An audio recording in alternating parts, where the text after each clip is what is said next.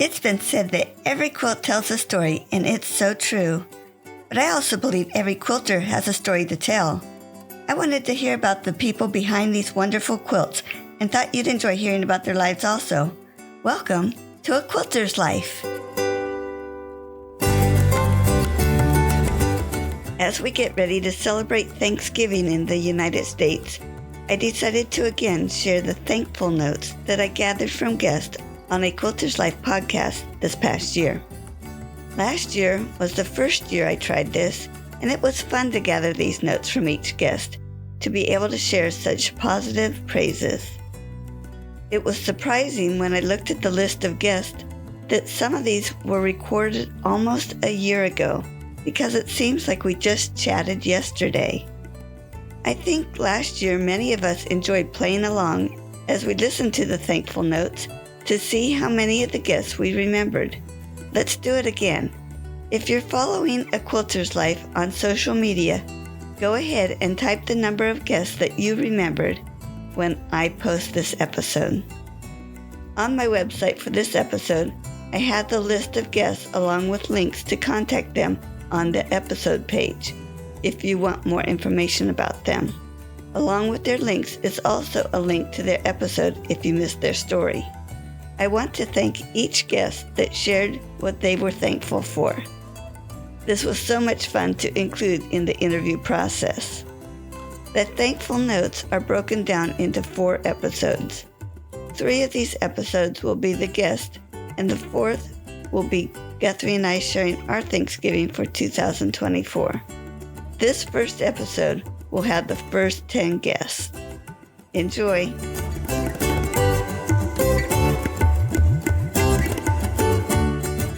I'm Susan Smith. My business is Stitched by Susan, and I'm thankful really for a great many things. But at the top of my list is the fact that being self-employed, I am able to make choices about my time that suit my time of life and that suit my family. And I am so grateful that I'm able to get up and work in my slippers in the morning and then be able to perhaps go and do things that I want to in the afternoon. I'm able to take days off to be with my grandbabies. And that freedom to choose and make those decisions makes my self-employed job ever so worthwhile. I'm Sarah Folks from Snugglebug Stitching, and I am thankful for my family. I'm thankful that I have a house to live in and a car to drive to get me places. I am thankful for some of the things, the opportunities I've had in my business. I am thankful for my husband having a nice, stable job that I was allowed to choose between my stable job and trying to start my own business. I am thankful that everyone is healthy. I'm happy to be here. I'm Audra Rasnick from In the Sanctuary, and I am thankful for more things that I could ever say. If I started and talked for 2 weeks, I could never list them all, but I'm just so grateful that I have raised 2 healthy United States Marines. I've had 30 years of a happy marriage. I've got a beautiful granddaughter. God gave me an incredible gift of quilting that I'm able to earn money with and kind of provide for my family with here and there, and God has just given me a beautiful life all the way around. So I'm Tori from the Quilt Patch by Tori. I'm a course designer and a quilter. And I am thankful for the village that we have built here for my family. It is the first place where we've lived, where we have the support we need for our children and ourselves. We have friends, we have a community, and we have an amazing school that we're a part of. And that is what I'm most thankful for. I'm Andy Stanfield from True Blue Quilts and the Quilting on the Side podcast.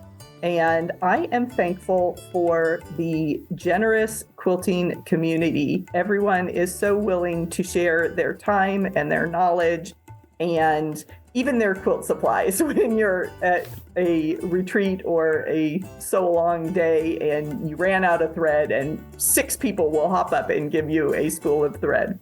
But I am especially thankful for quilters like Paula, who shares and gives us the opportunity to chat here on A Quilter's Life, and to my co-host and close friend, Tori McElwain, who I co-host my podcast with. The collaborations in the quilt world are truly fantastic.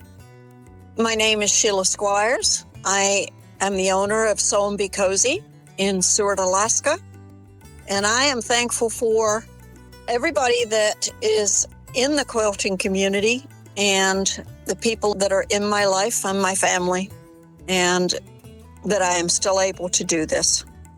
And wishing you all good thoughts. I'm Jen Frost with Faith and Fabric, and I'm thankful for the strong gift of faith that was instilled on me by my family. I couldn't imagine trying to navigate the world today without the internal compass they've helped me build. Elsie Coleman didn't give her name at the beginning of her thankful note. I had the privilege to interview her in February of 2024, and if you remember her episode, she was 101 years old. Sure wouldn't have known that if I hadn't been told. On Sunday, May 5th, Elsie passed away. She had reached her 102nd birthday just a month before. Well, I'm thankful that I've had good health. I'm thankful that I have a good family, have had all my life a good family. Aunts, uncles, cousins, we were all close back then. That's who you spent your time with, was family. Dean and Ann, I'm thankful for them. And I know Dean appreciates me.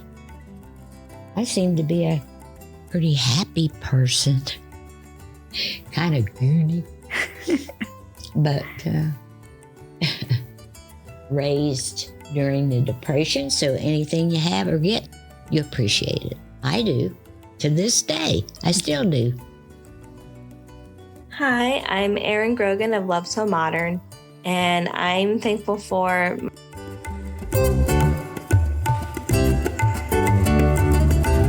You can find more stories on aquilterslife.com or subscribe on your favorite podcast player so each episode will be downloaded automatically.